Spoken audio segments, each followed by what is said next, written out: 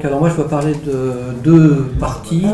La partie après 91, donc qui était pas scientifique mais qui était plus industrielle, puisque à partir du moment où les frontières étaient ouvertes, donc les coopérations étaient directes, d'industriel à industriel. Et donc, moi, cette période correspond exactement à la période où j'étais journaliste à Air-et-Cosmos. Donc, je l'ai vécu pleinement et en direct. Et donc, il se trouve que depuis plus de 40 ans, donc, j'étais en tant que journaliste plutôt spécialisé sur les affaires soviétiques, déjà, depuis très longtemps. Donc en tant que journaliste à Air-et-Cosmos, j'ai mis mon expertise aussi à contribution. Et donc lorsque j'allais régulièrement, enfin il y a une époque où j'étais accrédité journaliste au ministère des Affaires étrangères soviétique à Moscou. Donc j'avais la possibilité au moment de la transition politique, à partir de 88-89, jusqu'à 94, il y a eu une période où donc j'étais 50% de mon temps à Paris, 50% à Moscou, et donc j'ai pu vivre en direct vraiment toute la période de transition, au moment où toutes les entreprises s'ouvraient, où tous les instituts s'ouvraient, et où les délégations françaises étaient les premières à découvrir les instituts, les entreprises, etc. Donc c'était une expérience vraiment passionnante et vraiment dont je garde un souvenir vraiment extraordinaire. Alors, en ce qui concerne, donc, je voudrais quand même parler des différents domaines. La propulsion. Alors, la propulsion, là, j'ai un souvenir tout à fait particulier pour un ami personnel qui travaillait à la SEP, qui s'appelait Marcel Pouliken, donc qui est décédé aujourd'hui, mais qui était dans cette période-là le pionnier de la coopération avec la Russie, et qui a vraiment visité toutes les organisations qui travaillaient dans ce domaine, même dans l'Oural, il était dans toutes les parties de la Russie, il est allé voir toutes les entreprises, à un tel point qu'il était connu, on dit en français, comme le loup blanc.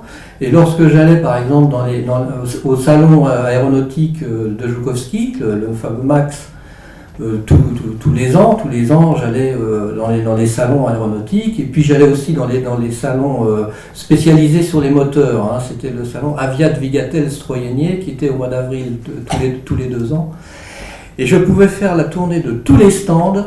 Tout le monde me demandait des nouvelles de Marcel Pouliken. Ça, c'était quelque chose que je n'oublierai jamais. Voilà, donc c'était pour vous montrer que quand même il y avait des liens forts, hein, très très forts.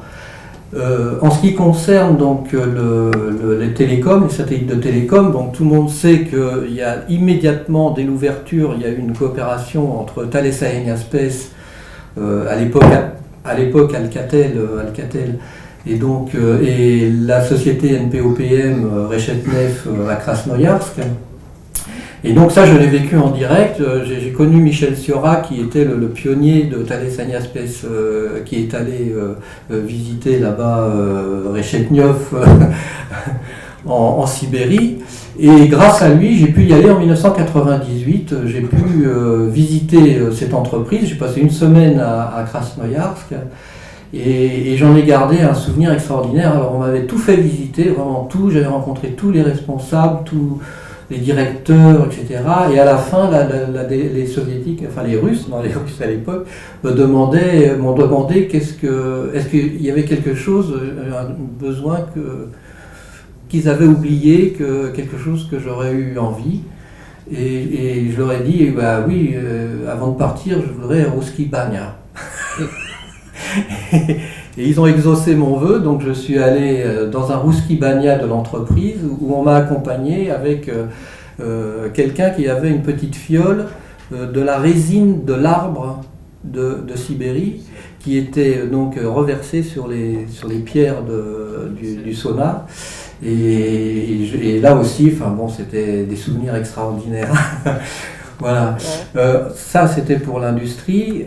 Bon, pour les lanceurs, très important pour les lanceurs quand même. Donc, il y avait Jean-Marc Castor qui est venu tout à l'heure, mais qui est reparti parce qu'il était en réunion.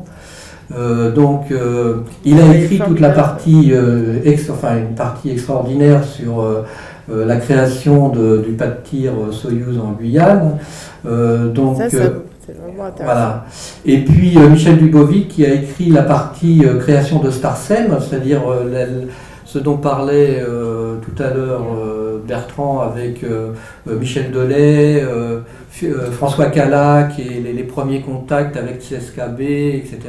Toute cette histoire-là a été racontée mais alors, de manière vraiment inédite et vraiment exhaustive dans le livre. Donc je les remercie tous les deux. Alors, il y avait Guy Lalande aussi qui a écrit un tout petit bout, je vois il est là-bas, Guy, on a gardé ton petit bout, il est dans le livre. Hein. Voilà. C'est juste avant l'installation, oui, c'est le début, les accords. Voilà. Et voilà, donc ça c'était pour les lanceurs. Alors bon, pour l'anecdote, moi-même j'ai écrit un livre uniquement sur l'histoire du Soyouz, donc qui s'appelle Les deux vies de Soyouz. C'est un livre que j'ai écrit en 2010, voilà, bon. Et ensuite, il y a la partie journalistique, la dernière partie à laquelle j'ai participé. Donc il y avait essentiellement Jean-Paul Croiset du Figaro qui était là tout à l'heure mais qui est reparti, et Jean-François Augereau du Monde qui ont accepté d'écrire leurs souvenirs. Moi-même j'ai écrit les miens, mais alors les miens ils sont très très longs parce que j'ai commencé avec la Russie en 1972, mon premier voyage à Moscou. Et mes premières visites d'institut à Moscou, c'était 1977, donc c'est vraiment pas récent, mais je continue d'aller à Moscou régulièrement, j'y vais 3-4 fois par an. Je travaille là-bas sur des sujets, puisque je suis président de l'IFHE, je travaille sur des sujets historiques. Je travaille dans les archives russes, donc j'ai déjà fait les archives de l'Académie des sciences, les archives de l'économie, et les archives de la documentation technique, donc je travaille régulièrement là-bas. Et je prends un plaisir fou à revisiter tout à la lumière de la déclassification des documents.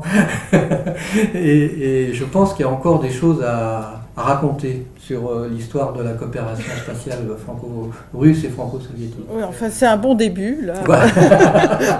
Il y a encore des choses à revisiter. Oui.